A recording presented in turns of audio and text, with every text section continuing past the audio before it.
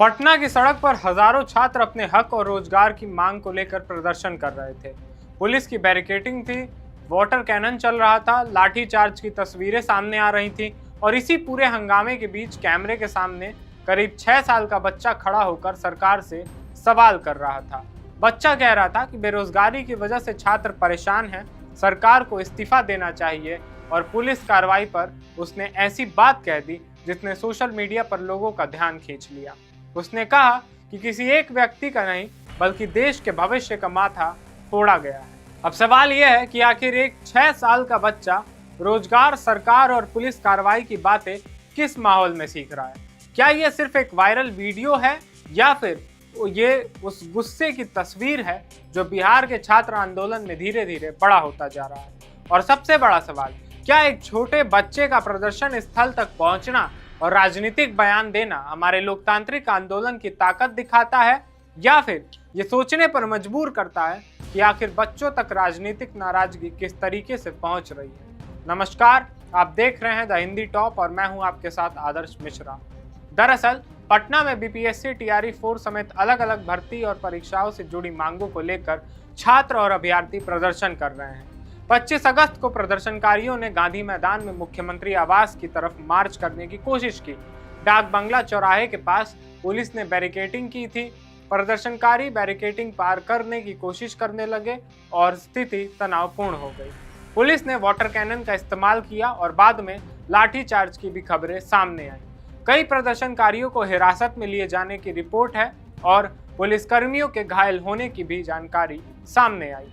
लेकिन इस पूरे घटनाक्रम में एक 6 साल का बच्चा अचानक चर्चा में आ गया। नाम बताया जा रहा है आदित्य कुमार। पहली कक्षा में पढ़ने वाला ये बच्चा अपने माता पिता के साथ प्रदर्शन स्थल पर पहुंचा था। वहां जब उससे सवाल किया गया तो उसने बेहद बेबाक अंदाज में सरकार और बेरोजगारी को लेकर अपनी बात रखी। रिपोर्ट्स के मुताबिक उसने मुख्यमंत्री सम्राट चौधरी से छात्रों के लिए नौकरी की मांग की और शिक्षा मंत्री के इस्तीफे की भी बात कही। लेकिन उसके बयान का सबसे ज्यादा चर्चा में आया हिस्सा था, देश के भविष्य का माथा फोड़ा गया है। अब जरा इस लाइन को समझिए। एक 6 साल का बच्चा खुद को देश का भविष्य मानकर पुलिस कार्रवाई पर सवाल उठा रहा है। यहाँ राजनीति से अलग एक सामाजिक सवाल खड़ा होता है। क्या हमारे बच्चों के सामने आज रोजगार, पेपर लीक, बेरोजगारी, पुलिस कार्रवाई और सरकार के खिलाफ प्रदर्शन जैसी बातें इतनी आम हो चुकी हैं कि एक 6 साल का बच्चा भी इन्हें अपनी भाषा में दोहराने लगा है? बेशक ये भी संभव है कि बच्चे ने अपने आसपास के बड़ों से ये बातें सुनी हो, लेकिन है तो ये सही सवाल। अगर कोई 6 साल का बच्चा प्रदर्शन में पहुंचकर सरकार से सवाल कर रहा है तो हमें सिर्फ उसके वायरल वीडियो पर ताली बजानी चाहिए या फिर उस माहौल पर भी सवाल उठाना चाहिए जिसने उसे ये सब बोलने के लिए प्रेरित किया? क्योंकि लोकतंत्र में सवाल पूछना गलत नहीं है, सरकार से जवाब मांगना गलत नहीं है, प्रदर्शन करना भी लोकतांत्रिक अधिकारों का हिस्सा है। लेकिन जब बात एक छोटे बच्चे की हो तो उसके सुरक्षित माहौल और उसके सुरक्षा का सवाल भी उतना ही जरूरी हो जाता है। सोशल मीडिया पर इस बच्चे का वीडियो तेजी से वायरल हो रहा है। कोई उसे बिहार के भविष्य की आवाज बता रहा है, कोई कह रहा है कि 6 साल की उम्र में बच्चा बेरोजगारी और सरकार के खिलाफ बोल रहा है। ये व्यवस्था के लिए गंभीर सवाल है। लेकिन दूसरी तरफ ये भी सवाल पूछा जाना चाहिए, क्या इतने छोटे बच्चे को तनावपूर्ण और टकराव वाली प्रदर्शन की जगह पर ले जाना सही है? क्योंकि जिस जगह पर यह बच्चा मौजूद था वहां हालत सामान्य नहीं थे।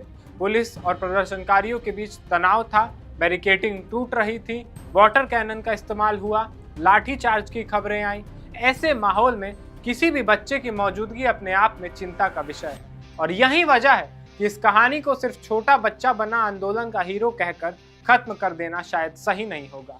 हमें यह भी पूछना होगा कि बच्चे को वहां कौन लेकर आया? वो क्या उसके माता पिता को अंदाजा था कि स्थिति इतनी तनावपूर्ण हो सकती है? और क्या प्रशासन की जिम्मेदारी नहीं बनती कि ऐसे संवेदनशील हालात में बच्चों को प्रदर्शन स्थल से दूर रखा जाए? रिपोर्ट्स के मुताबिक प्रदर्शन के दौरान पुलिस आदित्य और उसकी मां को गाड़ी में बैठाकर वहां से ले गई। यहाँ एक और जरूरी फर्क समझना होगा। सोशल मीडिया पर इसे कई जगह बच्चे की गिरफ्तारी या हिरासत की तरह पेश किया जा रहा है, लेकिन उपलब्ध रिपोर्टों में इतना स्पष्ट है कि पुलिस उसे और उसकी मां को वहां से लेकर गई थी। इसलिए बिना आधिकारिक पुष्टि के इसे बच्चे की गिरफ्तारी कहना ठीक नहीं होगा। लेकिन सवाल फिर भी बना रहता है, आखिर ऐसी स्थिति आई क्यों कि एक 6 साल का बच्चा पुलिस और प्रदर्शनकारियों के बीच चल रहे तनाव का हिस्सा बन गया। और ये सवाल सिर्फ सरकार से नहीं है, ये सवाल प्रदर्शनकारियों से भी है, ये सवाल बच्चे के परिवार से भी है, ये सवाल समाज से भी है। क्योंकि अगर किसी आंदोलन की तस्वीर में एक छोटा बच्चा सबसे ज्यादा वायरल हो तो हमें उस बच्चे की मासूमियत से आगे जाकर उस तस्वीर के पीछे की कहानी भी देखनी चाहिए।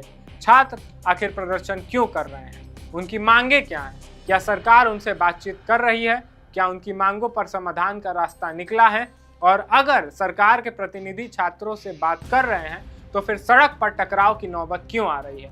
बीपीएससी टीआरई 4 को लेकर छात्रों की प्रमुख मांगों में परीक्षा प्रक्रिया में बदलाव, एकल परीक्षा और नेगेटिव मार्किंग हटाने जैसी मांगे शामिल हैं। व्यापक छात्र आंदोलन में भर्ती परीक्षाओं की पारदर्शिता और रोजगार से जुड़े मुद्दे भी उठाए जा रहे हैं। यानी बच्चों का वायरल वीडियो सिर्फ एक भावुक पल नहीं है, इसके पीछे एक बड़ा छात्र असंतोष भी है।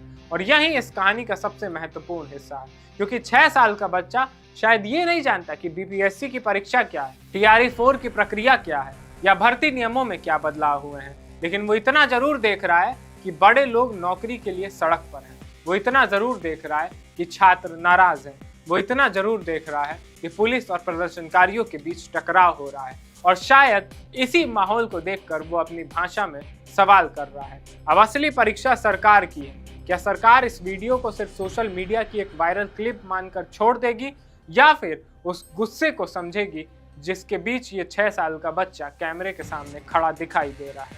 इस खबर पर आपकी क्या राय है, आप हमें कमेंट सेक्शन में जरूर बताएं। और अभी तक अगर आपने हमारे चैनल द हिंदी टॉप को यूट्यूब पर सब्सक्राइब नहीं किया है तो जरूर सब्सक्राइब कर लें। इसके साथ ही सोशल मीडिया प्लेटफॉर्म जैसे कि एक्स, फेसबुक और इंस्टाग्राम पर भी हमें जरूर फॉलो करें।